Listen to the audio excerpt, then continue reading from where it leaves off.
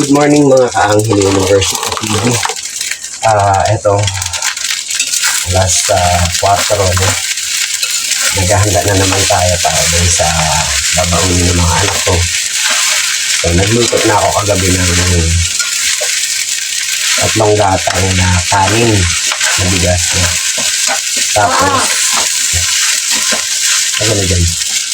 Tapos, syempre, yung niluto kong bigas, yun ang ginawa nating sinangag ngayon. No? So, kakagabi ko siya sinain para hindi na mabili sa pagsangag. No? So, para yung babaunin naman nila is fried rice na nilagyan ko ng itlog at ng hotdog. So, kung makikita nyo guys, oh. Ayan. Mayroon siyang hotdog at itlog. So, pinagsama ko siya para maging magustuhan ng mga bata yung kanilang baon. No, meron na silang itlog at meron na rin silang hotdog nagsama-sama sa isang baon nila. No? So, ang ano nito, fried log, hot log. Fried hotdog. Yan. So, meron silang fried hotdog na babaunin. Siyempre, ayan. Lalagyan natin siya guys ng asin.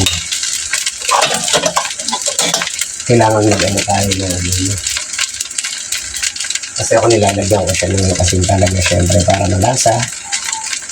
Tapos, siyempre, lagyan din natin ng magic Raksama. Raksama, sarap yan. Tapos, syempre, haluin natin muli para magustuhan ng mga bata yung mga baon nila. Ganyan tayo maghanda ng babaunin nila para hindi naman sila maumay sa araw-araw na baon nila. No? Gawa natin sila ng paraan. Meron naman silang ibang baon. No? Ano yun, para hindi manawa yung mga bata. Tapos minsan, pag nandito sa bahay, gulay na. Yung mga baon nila kasi hindi naman sila pwedeng magsabaw, gulay. Ito, mamaya pag uwi nila, meron naman silang ulam na gulay. Siyempre, lulutuan natin ng gulay. Meron akong nakatambak na gulay dyan. No? Galing sa ating taniman. So, yun naman ang pakakain natin sa pananghalian at panggahapunan nila. No? Pero, pagdating sa mga baon, nilulutuan ko sila ng ganito, no? Para masaya naman yung mga bata. Tapos, syempre, lalagyan natin ng konting kasi gusto nila yung mag-iba kulay yung pinirito ko ay yung mag-ibang kulay ng sinangag nila. So, nilalagyan natin siya ng toyo. Gusto ng mga bata kasi may toyo. Kaya, po, fried hotdog na may color. Full yung kanilang sinangag. So, alas 3 pa ako nagising para lang maghanda, no? Para maghanda ng pagkain nila. Kasi inuuna ko talaga yung ng pagkain nila. Para pag asikaso nila, pwede na silang mag-asikaso. Meron na ako mailalagay na pagkain nila sa kanilang baunan. So yun guys, no? Pinagpagpawisan ako madaling araw. Pagpawisan ka talaga ng madaling araw dahil sa paghahanda nila. Ganun talaga. Tapos, syempre, ang tulog ko, 8, 9, 10, 11, 12, 1, 2, 3. So, nakaan din. No? Kaso lang, nagising kasi ako kanina, alas 12. Pamangkin ko umiyak. Hindi na ako nakatulog. Pikit na lang. Tapos, yun, pag pikit-pikit, ayan anahan na ng tilaok ng manok. Kasi ako pag tilaok na ng alas 12, nagtitilaok na manok eh. Tapos pag tilaok ng manok, naka-prepared na ako. Hinahandaan ko na ito. So yan guys, naka-prepare na ang ating pagkain.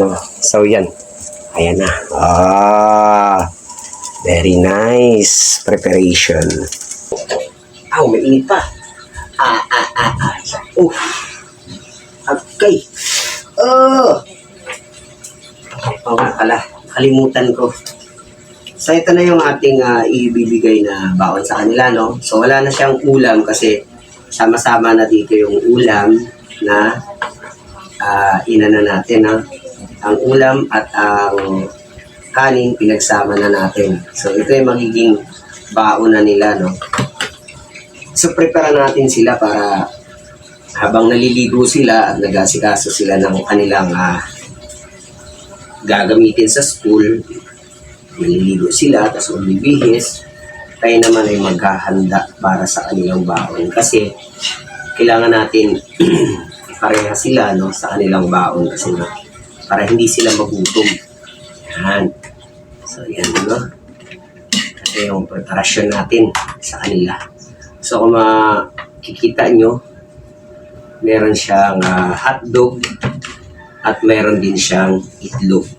So, syempre, itong matitira guys, ilalagay natin sa plato para meron din silang almusal. So, isang tiradahan lang, meron ng almusal at meron din silang baon.